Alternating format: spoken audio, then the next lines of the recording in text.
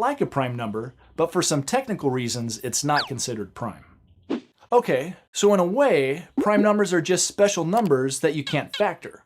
Well, unless you use the obvious factors of 1 and the number itself. But what's so special about prime numbers anyway? Why do we need to know about them? Well, prime numbers are like the building blocks of the other whole numbers. In fact, whole numbers that are not prime are called composite numbers because they're composed of primes. That means that you can get them by multiplying prime numbers together. Here's a good way to see how that works. Again, we'll list all the prime numbers that are less than 20. And now let's list all the composite numbers that are less than 20 over here.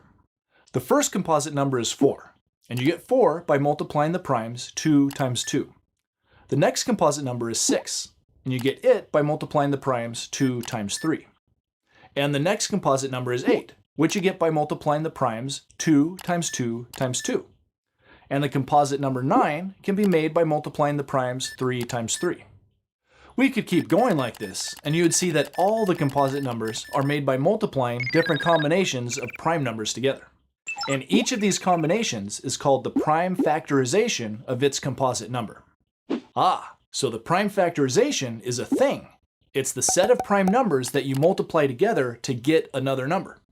That's true, but you can also use the term prime factorization as an action to describe how we find out what prime numbers a composite number is made of. And that's what we're going to do next.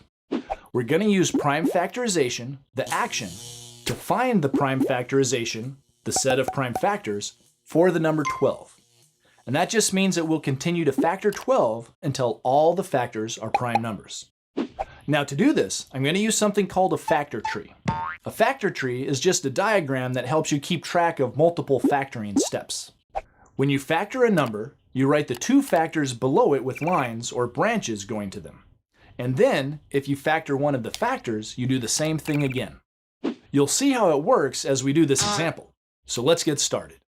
12 can be factored into 2 times 6. So we're done, right? Well, not yet. Because we're doing prime factorization, we need to keep going until all the factors are prime numbers. So let's see if they are. Well, we know that 2 is a prime number, but is 6 prime?